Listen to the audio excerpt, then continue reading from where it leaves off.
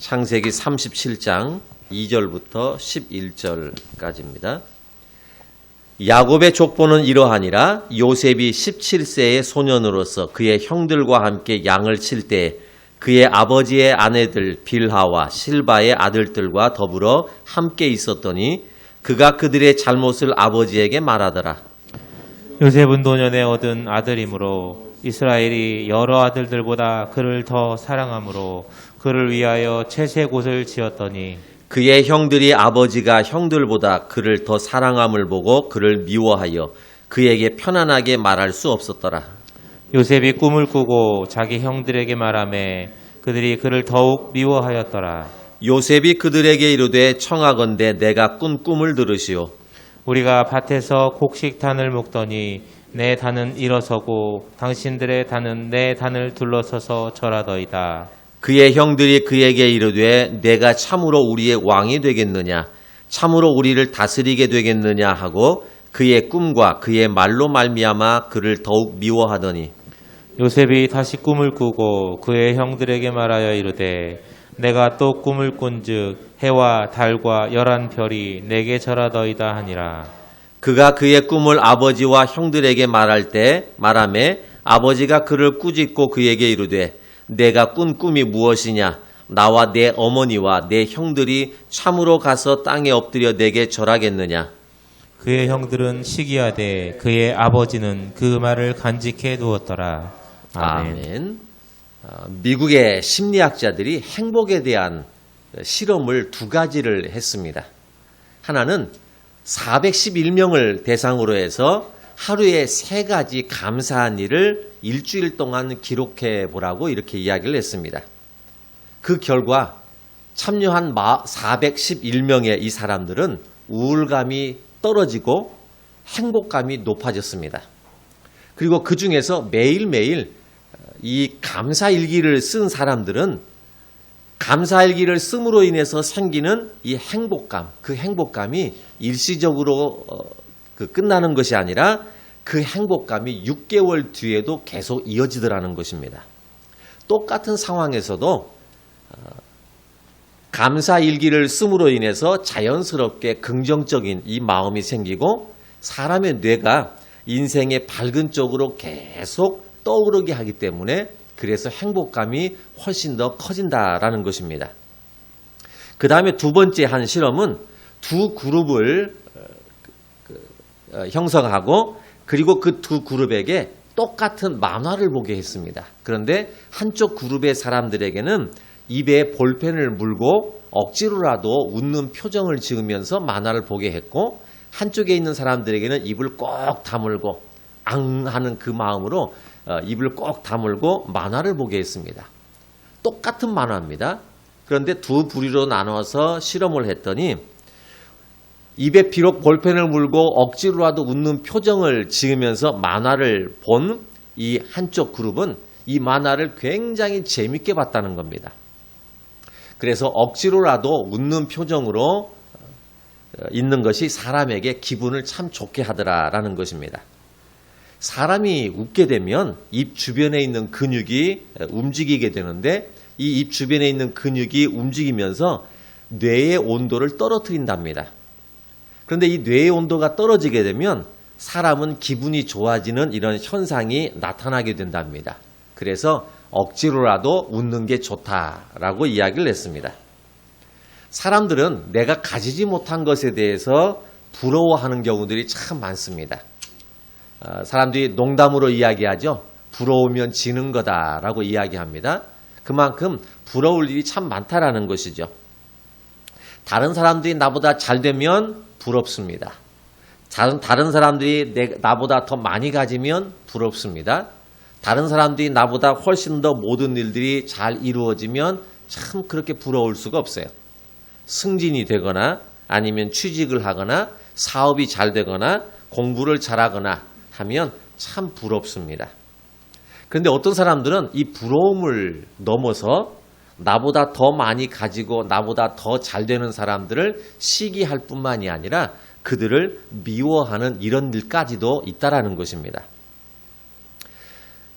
여러분, 내가 나보다 더 많이 가지고 더 잘 되는 사람, 이런 사람들을 미워하고 시기하면 나도 그 사람처럼 똑같이 가질 수 있을까요?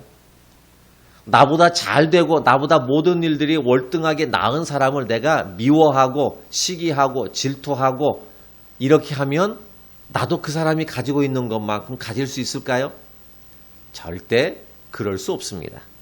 차라리 그러는 것보다 나도 저 사람이 가지고 있는 것만큼 내 손에 뭔가 쥐어보겠다라고 생각하고 그 사람이 살았던 삶의 모습이나 그 사람의 방식을 내가 보고 노력하는 것이 훨씬 더 빠른 거겠죠. 억지로라도 웃으면서 만화를 본 사람이 더 재밌게 보는 것처럼 어찌됐든 내가 흉내라도 낸다면 방향이라도 내가 그쪽 방향으로 서 있게 되는 겁니다.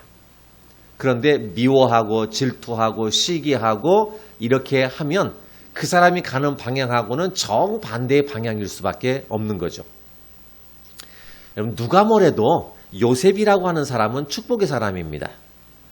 많은 신앙인들이 그래서 요셉처럼 되기를 소망하기도 하고, 그래서 어느 때는 자기의 자녀들이 요셉처럼 살았으면 좋겠다라고 생각해서 요셉이라고 하는 이름을 지어주는 경우도 참 많이 있죠. 부러워하거나 이름만 그렇게 부를 것이 아니라 실제로 요셉의 그 축복의 삶처럼 우리도 과연 우리의 자녀들도 그렇게 축복의 사람이 될 수는 없을까요? 저는 여러분들에게 이런 축복의 사람이 되기를 축원합니다. 여러분들이 부러워하는 성경에 나오는 인물들을 보면서 이 사람들은 참 무슨 복이 많아서 이렇게만 할 것이 아니라 여러분 자신도 그리고 여러분 자녀들도 이런 축복의 사람이 될 수 있기를 바랍니다. 하나님의 약속이 나에게도 있기를 바란다라고 하는 이 마음은 우리에게 큰 축복을 가져다 줍니다. 자, 그러면 요셉이 먼저 왜 어떻게 해서 요셉은 축복의 사람이 됐을까라고 하는 것을 먼저 알 수 있다면 우리도 그 방향으로라도 서 있을 수 있는 사람이 될 것 같습니다. 그냥 요셉은 축복의 사람 이렇게만 끝날 게 아니라 나도 내 가정도 내 자녀들도 이렇게 요셉의 축복의 삶의 방향으로 전환이 돼서 조금이라도 그런 혜택을 그런 축복을 나도 좀 받았으면 좋겠다라는 거죠. 그러면 요셉은 어떻게 축복의 사람이 됐을까? 왜 요셉을 축복의 사람이라고 이야기할까라고 하는 걸 몇 가지를 생각할 건데요. 첫 번째는 요셉은 믿음의 가정에서 태어났기 때문에 축복받은 사람이라는 겁니다. 여러분, 믿음의 가정에서 태어난다는 것은 엄청난 축복입니다. 요셉은 그의 아버지 야곱, 그의 할아버지 이삭, 그리고 아브라함까지 이 믿음의 조상들, 믿음의 부모와 할아버지, 믿음의 가문에서 태어났죠. 이게 왜 축복이냐? 하나님은 믿음의 조상들을 통해서 하나님의 축복이 약속되어 있기 때문에 그렇습니다. 아브라함과 이삭과 그리고 야곱에게 하나님은 축복을 약속해 주셨죠. 그래서 아브라함도 거부가 됐고 이삭도 거부가 됐고 야곱도 마침내 거부가 되었다 그랬습니다. 그렇게 될 수 있었던 것은 그들의 노력보다도 하나님의 축복의 약속이 있기 때문에 그 약속이 자녀들에게 계속 물려지는 것이죠. 그래서 그 다음에 야곱의 아들 요셉도 그래서 축복의 사람이라는 것입니다. 약속의 가문, 축복의 가문에서 태어났습니다. 그래서 믿음의 가문에서 태어난 요셉은 이미 축복을 받을 자격을 가지고 태어난 사람이라는 겁니다. 여러분, 태어날 때부터 여러분들이 믿음의 가정에서 태어났다면 내가 믿음이 없어서 잘 모를 수 있습니다. 그게 뭔 축복인가라고 생각할 수 있지만 그러나 분명한 것은 하나님께서 나 이전에 내 부모님 그리고 우리의 할아버지 할머니를 통해서 하나님의 축복이 이미 약속되어 있다는 겁니다. 그래서 여러분들도 축복의 사람이 될 수 있다는 겁니다. 더 큰 복을 받는 사람은 어떤 사람이냐? 내가 부모님의 신앙을 이어받아서 그래서 부모님으로부터 시작된 그 축복이 하나님께서 나에게도 이어지게 할 것이다 라고 믿고 믿음 안에서 거하는 사람이 더 큰 축복을 받습니다. 하나님의 약속이 나에게도 있을 것이다 라고 하는 이렇게 생각하며 사는 사람이 하나님의 축복을 더 받게 돼 있다는 겁니다. 근데 하지만 만약에 여러분들이 나는 믿음의 가정에서 태어나지 않았는데 라고 생각하시는 분이 있을 수 있습니다. 자, 그런 분들은 여러분들이 처음으로 예수님을 믿는 믿음의 조상이 될 수 있다는 것입니다. 여러분들의 역사가 여러분들의 자녀에게 축복의 조상으로 남게 되는 것입니다. 믿음의 가정에서 태어난다는 것은 믿음의 조상들이 그동안 쌓아놨던 기도와 그들의 신앙, 그들의 믿음의 열매를 지금 우리가 먹고 사는 겁니다. 축복이 저절로 생기는 게 아닙니다. 그냥 믿음의 가정에서 태어났고 모태신앙이고 이래서 내가 축복을 받는 게 아니라 우리의 부모님이 그동안 하나님 앞에 심어놨던 기도의 씨앗, 우리의 부모님이 그동안 하나님과의 관계 속에서 맺어왔던 믿음의 씨앗, 신앙의 씨앗이 그동안 세월이 흐르면서 그것이 땅속에서 자라고 자라서 우리 때에 가서 그 열매를 거두게 되는 겁니다. 그래서 우리가 축복을 받는 거예요.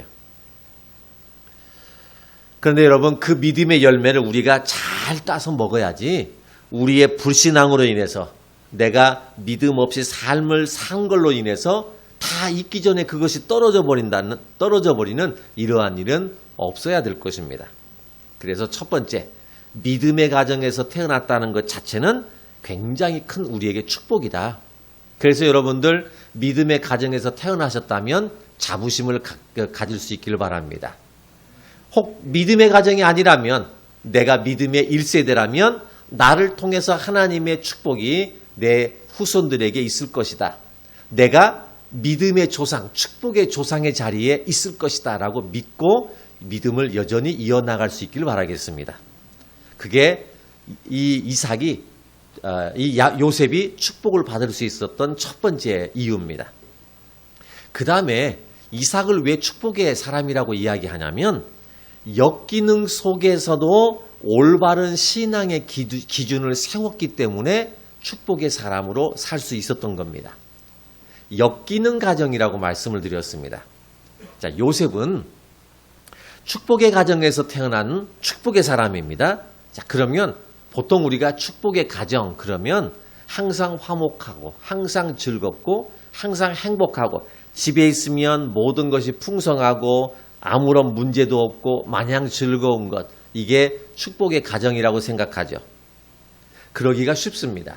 그런데 요셉을 축복의 사람이라고도 이야기하고 요셉의 가문을 축복의 가문이라고, 믿음의 가문이라고도 이야기하는데도 불구하고 요셉의 가정을 보면 과연 이걸 축복의 가정이라고 말할 수 있을까라고 할 정도로 여러 가지로 문제가 참 많은 가정입니다. 자, 우선 이 요셉의 아버지 야곱과 같은 경우에는 우리가 알고 있는 대로 야곱은 어렸을 때부터 남을 잘 속이는 사기꾼 기질이 있는 사람이죠. 하나님을 믿기는 믿습니다. 아버지 이삭으로 통해서 믿음의 가정에서 태어났는데요. 그런데 어렸을 때부터 사기꾼 기질이 있는데 하나님을 믿기는 믿어도 현실적인 문제가 생기면 금방 인간적인 모습으로 돌변합니다. 문제가 없을 때는 신앙으로, 믿음으로 이렇게 삽니다. 그런데 어떤 조그마한 문제라도 생기면 금방 사람이 돌변해서 인간적이고 세상적이고 순전히 자기가 하고 싶은 대로 모든 것들을 진행하는 이런 사람이죠. 조금만 문제가 생기면 비겁하게 뒤로 빠집니다. 그리고 인간적인 잔꾀를 부립니다. 그러다가 낭패를 보는 일이 꽤 많았죠. 결혼을 했습니다. 이 야곱이 결혼을 해서 자식을 낳습니다. 그리고 아버지가 됐어요. 그러면 가정을 꾸려나가고 내게 가정을 꾸려나갈 이 가장이라면 가정을 책임지고 또 가정에 어려운 일이 있으면 영적으로 올바르게 판단하고 또 올바르게 행동해야 되는 사람이 그게 가장, 곧 아버지죠. 그런데 가정에 문제가 생겼는데 이 영적인 올바른 판단을 하지 못합니다. 굉장히 우유부단한 성격입니다. 뭐 결단을 못 내려요. 자식을 위해서라면 목숨을 지키고 가족을 위해서라면 목숨을 지켜야 되는데 버려야 되는데 오히려 내가 살기 위해서 가족도 버리고 자식들까지도 팽개치는 이런 사람이 야곱입니다. 요셉은 그 아버지 야곱이 그의 아버지 야곱의 삼촌 라반의 집에서 살 때 거기서 태어났습니다. 거기서 라반의 집에서 태어나서 7년 정도를 살았을 때 아버지를 따라서 세겜 땅으로 이사를 오게 됩니다. 이 세겜 땅에서 이 요셉이 10년을 살게 됩니다. 그런데 10년 동안을 7살에 라반의 집에서 나와서 이사해서 세겜 땅에서 10년을 살았는데 9년 거의 지나고 10년이 다 돼가는 이런 해에 그러니까 요셉이 16살 됐던 해입니다. 요셉에게는 이 바로 위에 누나가 있었는데요. 디나라고 하는 누나가 있습니다. 그런데 이 누나가 집 밖에 돌아다니다가 어느 날 갑자기 성폭력을 당하고 집으로 돌아오게 됩니다. 이에 화가 난 요셉의 다른 형제들, 요셉이 11번째 아들이거든요. 나머지 10명의 그 요셉의 형들이 이 디나가 성폭력을 당하고 온 곳에서 너무 화가 났습니다. 그래서 한밤중에 칼을 들고 가서 몰래 가서 세겜 땅에 이 자기의 여동생을 겁탈한 그 가족과 그 친척과 그 주변에 있는 남자들을 몰살하게 됩니다. 칼 가지고 가서 모두 다 죽여버립니다. 이게 16살 요셉의 나이 때 일어난 사건입니다. 16살 때 어느 날 갑자기 바로 이 누나가 성폭력을 당합니다. 그것만 해도 굉장한 충격이죠. 그런데 갑자기 새벽에 집안이 시끌시끌합니다. 자고 있는데 집안이 시끌시끌해서 눈을 떴습니다. 눈을 떠서 보니까 깜짝 놀랐습니다. 왜냐하면 형들의 눈에 살기가 있는 겁니다. 그리고 나서 형들의 모습을 보니까 손에는 칼을 들었는데 핏물이 뚝뚝 떨어지고 있고 형들의 온 몸이 피투성이가 되어 있는 겁니다. 그 형들이 이야기합니다. 내 동생을 겁탈한 놈들 다 죽여버렸다. 우리가 복수했다. 이렇게 이야기를 하는 겁니다. 그 모습을 자다가 봤어요. 갑작스럽게 살기 띈 눈으로 손에 칼을 든 손에는 핏물이 뚝뚝 떨어지고 온몸에 피범벅이 된 그 형들을 본 이 요셉은 얼마나 충격을 받았을까요?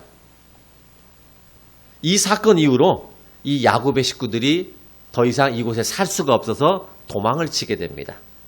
세겜 땅에서 도망을 쳐서 헤브론이라고 하는 곳으로 이사를 하게 됩니다. 그런데 세겜에서 헤브론 땅으로 이사를 가는 도중에 요셉의 친엄마 라헬이 아이를 낳았는데요. 아이를 낳다가 그만 엄마가 죽게 됩니다. 그래서 이 요셉은 졸지에 엄마가 남기고 간 이 핏덩이 동생 베냐민을 데리고 의붓 엄마들 사이에서 살아가게 됩니다. 요셉은 10대 나이에 누나가 성폭력을 당합니다. 형들이 칼로 사람들을 학살하고 피범벅한 그 모습을 봤습니다. 게다가 친엄마가 바로 이어서 돌아가시고 의붓 엄마들 사이에서 100세가 넘은 아버지와 함께 배다른 형제들과 더불어서 살아가게 됩니다. 요셉은 그런 환경에서 지금 살고 있습니다. 더군다나 16살, 17살 나이입니다. 청소년 시기예요. 이 시기 때는 얼마든지 이런 환경이라면 충분히 삐뚤어지고도 남겠죠. 요셉의 인생을 보면 상처받고 충분히 삐뚤어질 만한데 요셉에 관한 이런 기록을 보면 전혀 그런 모습이 없다라는 거죠. 여러분 이런 말이 있습니다. 쓰레기 더미에서도 꽃은 핀다. 요셉에게 맞는 말 같습니다. 많은 문제와 많은 환경 속에서도 요셉은 그 거룩함과 믿음을 잃지 않았습니다. 그래서 요셉을 복 있는 사람이라고 이야기하는 거죠. 엮이는 가정, 도저히 이 환경에서는 어떻게 이게 축복일까? 이게 비참한 인생이지라고 생각할 수 있는 이런 환경 속에서도 요셉은 하나님에 대한 믿음을 이것을 잃지 않았습니다. 그래서 그 믿음을 계속 꿋꿋하게 지켜옵니다. 그래서 축복의 사람이 되는 겁니다. 여러분들은 요셉 같은 아들들, 그리고 요셉 같은 딸들을 키워낼 수 있기를 축원합니다. 여러분들의 자녀들은 우리는 비록 부족해서 많이 야곱처럼 부족하고 좀 미련하지만 그러나 여러분들의 자녀들은 그 부족함을 뛰어넘어서 요셉 같은 축복의 사람들이 될 수 있기를 바라겠습니다. 요셉이 축복의 사람이라고 부른 이유는 바로 이런 역기능 속에서도 그의 신앙을 지키고 믿음을 지켜왔기 때문에 그래서 축복의 사람이라고 이야기할 수 있는 겁니다. 그 다음에 세 번째는 요셉을 왜 축복의 사람이라고 이야기하냐면 하나님이 주시는 꿈이 있기 때문에 축복의 사람이라고 이야기할 수 있습니다. 요셉은 연거푸 2번 하나님이 주시는 꿈을 꾸게 되죠. 이 꿈은 앞으로 요셉에게 이루어질 꿈을 이야기하는 겁니다. 물론 요셉이 이 꿈 때문에 예전보다 훨씬 더 큰 고생을 하죠. 하지만 어쨌든 하나님으로부터 받은 이 꿈을 내가 받았다는 것, 이 자체만으로도 요셉은 축복이 아닐 수가 없습니다. 요셉의 다른 10명의 형들은 꿈을 꿨다는 얘기가 없습니다. 하나님이 요셉의 형들에게 꿈을 주셨고 요셉이 형들의 하나님으로부터 꿈을 받았다는 얘기가 전혀 없어요. 요셉만 하나님이 연거푸 2번의 꿈을 주시게 됩니다. 오히려 이 요셉의 꿈 때문에 형들의 미움을 삽니다.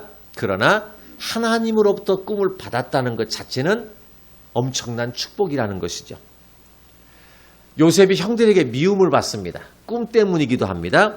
그러나 그 꿈에다가 기름을 붓게 된 것이 바로 야곱의 편애였습니다. 야곱은 요셉이 11번째 아들입니다. 91세 때 이 요셉을 낳았습니다. 그러니까 굉장히 애틋하고 사랑스럽죠. 더군다나 이 요셉은 16살 때 친엄마가 죽었습니다. 그러니까 이 요셉에 대해서 애틋한 마음을 가질 수밖에 없는 거죠. 야곱이 그의 아내가 4명이 있습니다. 4명 중에서 요셉의 엄마가 죽고 요셉에게는 핏덩이 동생 베냐민 한 사람만 있죠. 그러니까 아버지 입장에서 봤을 때는 그래도 다른 형제간들은 다 엄마가 있는데 이 아이는 엄마가 없습니다. 그러니까 더 애틋할 수밖에 없는 거죠. 게다가 요셉은 기적과 같이 낳은 아들입니다. 그의 엄마 라헬이 불임 판정을 받습니다. 그래서 결혼은 했지만 아들을 전혀 낳을 수가 없었습니다. 그의 어머니 라헬은 어릴 때부터 굉장히 총명하고요. 사람들로부터 귀여움을 독차지했습니다. 게다가 그의 엄마가 청년의 때가 됐을 때 주변 총각들의 흠모의 대상이 됐습니다. 그 정도로 외모도 이뻤고 부잣집에다가 또 결혼한 다음에도 야곱의 사랑을 이 4명의 아내들 속에서 야곱의 사랑을 독차지하면서 살아오게 됩니다. 그러니까 이 라헬은 부러울 것이 없는 사람입니다. 그런데 불임이라고 하는 것 때문에 이 라헬은 겸손해지기 시작합니다. 그래서 하나님 앞에 절박하게 기도합니다. 오랜 세월 동안 하나님 앞에 아들을 달라고, 이 내가 자식이 없는 것 때문에 많은 무시를 당하는데 아들을 달라고 하나님 앞에 기도를 합니다. 오랜 세월 동안 기도해서 그래서 하나님이 응답을 해주셨는데 기도의 응답으로 태어난 아들이 바로 이 요셉입니다. 그러니까 이 요셉은 기적처럼 얻은 아들이라는 거죠. 그러면 엄마 입장에서 기적처럼 얻어진 이 아들이 잘 자라는 모습을 보고 이 아들이 성장해서 잘 되는 모습을 볼 수 있으면 보면 얼마나 좋을까요? 그런데 라헬이 라헬은 요셉이 16살 되던 해에 동생 베냐민을 낳다가 세상을 떠나게 됩니다. 야곱이 4명의 아내들 가운데서 이 라헬을 제일 사랑했습니다. 가장 많은 사랑을 줬습니다. 그런데 이 라헬이 세상을 떠나니까 굉장히 가슴이 아픈 거죠. 야곱은 이 요셉이 자라는 모습을 보면서 요셉의 모습 속에서 라헬의 모습을 봅니다. 하는 걸 보면, 표정을 보면 라헬의 얼굴이 문득문득 떠오릅니다. 어쩌면 그렇게 지 엄마를 닮았는지, 말하는 것도 보면 그렇게 지네 엄마예요. 그러니까 야곱은 이 요셉을 볼 때마다 더 마음이 끌리고 더 사랑이 가고 한편으로는 불쌍하기도 하고 애틋하기도 하고 한 그런 마음이 있습니다. 그래서 지나칠 정도로 야곱은 에서를 편애합니다. 야곱은 이 요셉을 편애합니다. 요셉을 너무 아끼고 그 모습을 다른 형제들에게 눈에 띄게 그렇게 보여줍니다. 게다가 요셉은요, 2절 말씀에 보면 너무 고자질을 잘합니다. 요셉은 정직한 사람입니다. 여기 2절 표현에 보면 형들이 잘못한다라고 표현할 때 여기서 잘못이라고 하는 말은요, 악한 행실, 속임수 이런 뜻입니다. 그러니까 형들을 가만히 보니까 아버지가 나이가 많죠. 100세가 넘은 아버지입니다. 그러니까 나이가 많은 아버지, 판단력이 좀 흐리고 기력이 조금 약한 이런 아버지를 형들이 너무 많이 속이더라는 거죠. 그에 비해서 요셉은 고지식할 정도로 정직합니다. 절대로 불의를 보면 그냥 넘어가진 않습니다. 그런 성격을 가지고 있기 때문에 형들이 아버지를 속이거나 잘못이 있을 때마다 그때 가서 아버지에게 착하게도 이야기를 다 합니다. 아버지, 형 누가 이걸 아버지에게 속였어요? 형 누가 이것을 했어요? 형 누가 잘못했어요? 이런 이야기들을 아버지에게 계속 이야기합니다. 아버지는 나이가 든 데다가 요셉을 통해서 형들의 이야기를 듣습니다.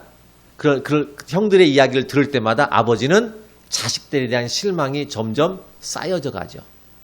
이놈들이 내가 나이가 들었다고, 늙었다고, 판단력이 흐리다고 나를 속이는구나.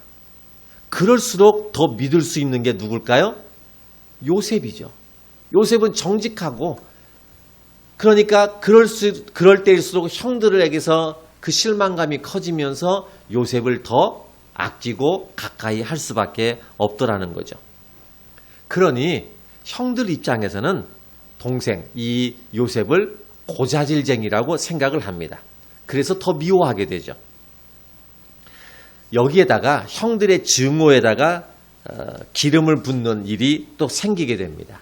그것이 바로 요셉의 꿈에 대한 이야기죠. 7절 표현에 보면 요셉이 그 꿈을 이야기하면서 절을 한다 이렇게 표현을 했는데요. 여기서 절한다라고 하는 이런 표현은 그냥 우리가 인사한다 이런 표현이 아니라 왕에게 완전히 복종하는 자세, 나보다 훨씬 높은 권위자에게 내가 복종하고 그 권위자를 존경한다는 표현이 바로 여기서 절한다 그런 뜻입니다. 그러니까 형들의 입장에서 본다면 요셉이 꿈 얘기를 해서 곡식단에 대한 꿈 얘기를 했는데 생각할 수 없는 이런 위치로 자기는 올라간다는 거죠.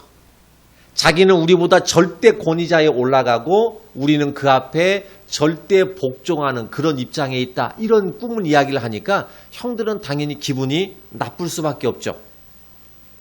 거기에다가 그렇지 않아도 어렸을 때부터 자기들은 밭에 나가서 땀 뻘뻘 흘리고 일을 하는데 요셉은 고급 옷을 입고 채색 옷을 입었다 그랬는데요.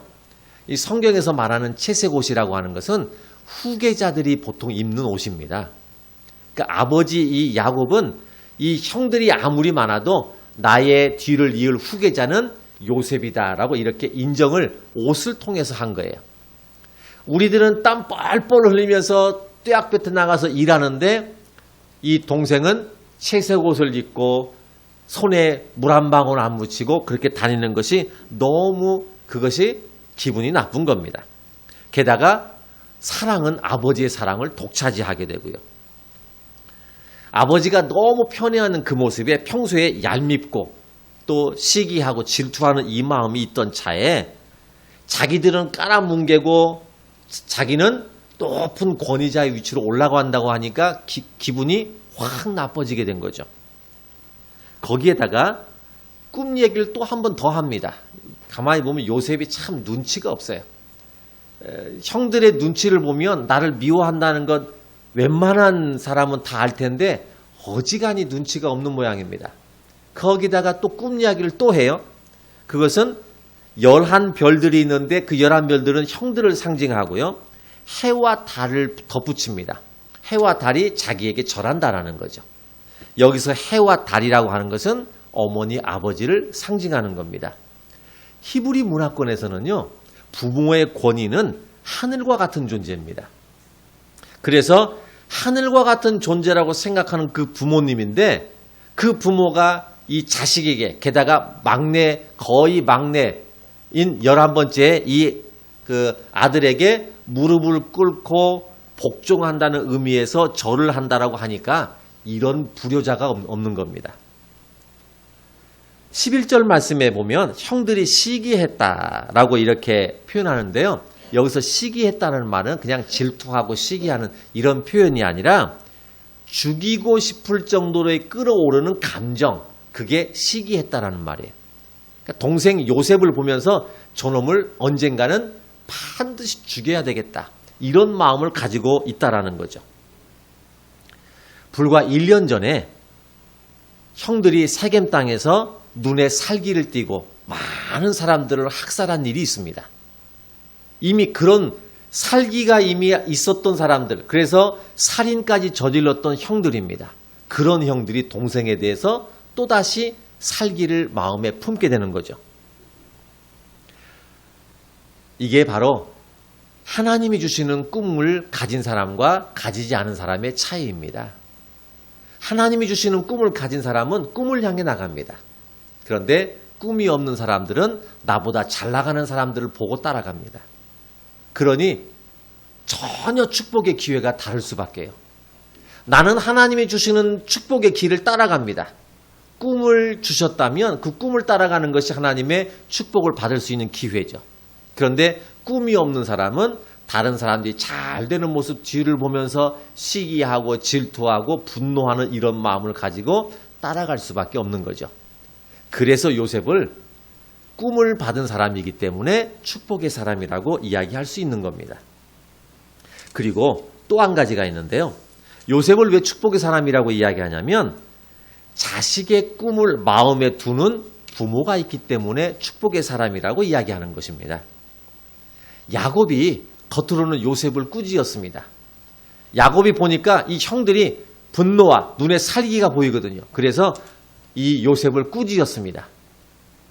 그런데 겉으로는 요셉을 꾸짖었지만 요셉이 그 한 말을 마음에 두었다 그랬습니다. 11절 말씀에 그랬죠. 야곱은 요셉의 그 말을 마음에 둡니다. 이 말은 마음에 두었다라고 하는 이 말은 영적으로 생각했다 그런 말입니다. 요셉이 꾼 꿈, 그것을 단순하게 형들은 꿈을 받지 못한 형들은 그것을 자기가 동생들에게 굴복하고 부모가 동생에게 복종하는 것만 생각을 했습니다. 그런데 아버지 야곱은 그것을 영적으로 생각하게 됩니다. 아버지 야곱은 하나님이 꿈을 통해서 계시한다는 사실을 체험해 본 사람입니다. 예전에 야곱이 집에서 도망을 가서 결혼하기 이전에 청년 때 도망을 해서 삼촌 라반의 집으로 가는 도중이었죠. 베델에서 꿈을 꿉니다. 그런데 그 꿈 가운데 하나님이 주시는 환상을 보게 되죠. 하늘로 연결되는 사닥다리의 환상을 보게 됐고 그 이후로도 몇 번의 환상을 봤습니다. 그래서 환상을 통해서 하나님이 나에게 계시하고 꿈을 통해서 계시한다는 사실을 요셉은 경험을 통해서 아는 거죠. 그래서 이 아들 요셉이 황당한 말을 하는 것 같지만 그 황당한 말 속에는 하나님이 무엇인가 이루실 것이다 라고 하는 영적인 감을 잡기 시작하는 겁니다. 요셉은 아직 철부지입니다. 이제 16살, 17살이 막 된 철부지입니다. 인생을 산 경험이 없습니다. 그러다 보니까 말을 해야 될 때와 하지 말아야 될 때를 잘 구분을 못합니다. 뭔가를 할 때와 하지 말아야 될 때를 이 조절을 잘 못합니다. 그래서 형들의 마음을 이해를 못하는 거죠. 형들의 입장은 생각하지 않고 내 생각밖에 모르는 이런 철부지입니다. 그 철부지를 향한 하나님의 계획하심을 누가 이해할까요? 경험해본 사람, 야곱만이 그것을 마음에 두게 됩니다. 여러분, 그래서 내가 내 부모님이 믿음의 사람이라면 그래서 축복의 사람이라고 하는 거예요. 다른 사람은 모릅니다. 다른 사람들이 볼 때는 아직도 철딱선이 없고 아직도 염려스럽고 걱정스럽지만 그러나 그것을 영적으로 감을 잡는 부모님이 있다는 것이 그게 축복인 거예요. 영적으로 그것을 감을 잡을 수 있는 믿음의 식구들이 있다는 것이 그게 축복입니다. 여러분들의 가정이 믿음의 가정이라면 그게 여러분들에게는 큰 축복으로 다가올 것입니다. 몰라도 인간적인 눈으로 볼 때는 잘 모르고 이해가 안 되고 하지만 그것을 영적으로 보는 마음에 두는 사람이 있을 겁니다. 겉으로 볼 때는 하지 마라, 안 된다라고 말하지만 그 속에서는 하나님이 주시는 꿈을 향해서 가는 사람이라는 것을 보고 함께 기도할 것입니다. 여러분들은 하나님을 경험하는 사람들이 될 수 있길 바라겠습니다. 그래야 내가 하나님을 경험해야 내 자녀들이, 내 가족이, 내 주변에 있는 사람들이 꿈으로든 말씀으로든 환상으로든 어떤 경로를 통해서 하나님께서 말씀하시는 그것을 내가 마음에 둘 수 있습니다. 아니 내가 하나님이 주시는 꿈을 꿔본 적이 없는데 어떻게 다른 사람의 꿈을 내가 마음에 둘 수 있을까요? 내가 하나님을 만나보지 않았는데 어떻게 내 자녀라고 해서 내 부모님이라고 해서 하나님을 주시는 것을 내가 생각할 수 있을까요? 첫째는 내가 먼저 하나님을 경험해야 됩니다. 내가 먼저 하나님을 만나야 됩니다. 여러분들이 먼저 하나님이 주시는 꿈을 가져야 됩니다. 그래야 여러분들의 자녀들이, 여러분 식구들이 꾸는 꿈을 마음에 둘 수 있다는 것입니다. 아직도 철딱선이 없는 자녀들을 향한 하나님의 꿈이, 미래에 대한 꿈이 아직도 있을 수 있습니다. 여러분 그 꿈들을 볼 수 있길 바라겠습니다. 요셉은 꿈꾸는 사람입니다. 요셉의 일생을 두고 요셉을 이야기한다면 요셉은 꿈꾸는 사람이자 축복의 사람입니다. 축복의 사람은 빵을 먹고 사는 사람이 아니라 꿈을 먹고 사는 사람입니다. 이런 얘기가 있습니다. 사람은 나이가 들어서만 늙는 것이 아니라 꿈이 사라질 때 늙는다. 여러분 우리는 나이 들어서 늙는 게 아닙니다. 사실은 꿈을 잃어버려서 늙는 겁니다. 저는 여러분들이 하나님이 주시는 꿈을 꿀 수 있기를 바라겠습니다. 각자 개인들에게 하나님이 주시는 꿈, 가정을 향해서 주시는 꿈, 교회를 향해서 주시는 꿈, 나라와 민족을 향해서 주시는 꿈들을 여러분들이 꿀 수 있기를 바라겠습니다. 여러분 직장에 대해서도 꿈을 꾸셔야 됩니다. 여러분 사업장에 대해서도 꿈을 꾸셔야 됩니다.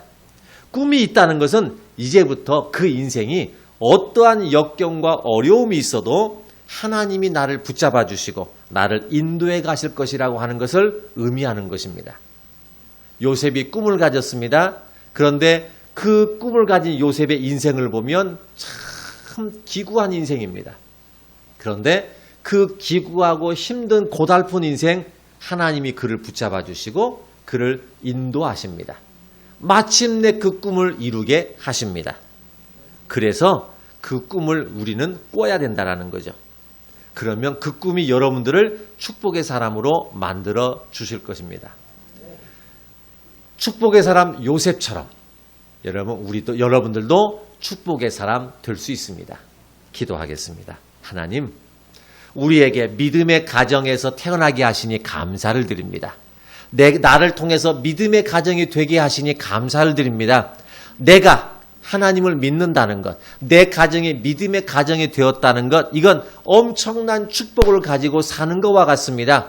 비록 지금 당장에는 많은 어려움이 있고 환난이 있고 고난이 있고 힘든 일이 있고 기구한 인생처럼 보이는 이런 모습이라 할지라도 하나님이 나에게 축복을 약속하셨고 우리의 부모님을 통해서 약속하신 축복이 있기에 그 축복이 반드시 나에게도 이루어질 줄 믿습니다. 하나님 우리에게도 꿈을 주시기 원합니다. 그래서 꿈을 꾸게 하시고 그리고 내가 먼저 꾼 꿈을 가지고 우리의 자녀들, 우리의 부모님, 우리의 형제, 우리의 주변 가족들에게도 식구들에게도 그들이 꾼 꿈을 내 마음에 둘 수 있게 하시고 마침내 그 꿈을 이룸을 통해서 하나님께 감사하고 누가 뭐래도 나는 하나님의 사람, 믿음의 사람, 축복의 사람이다라고 고백할 수 있는 모두가 되게 해 주시옵소서. 예수님의 이름으로 기도드렸습니다. 아멘.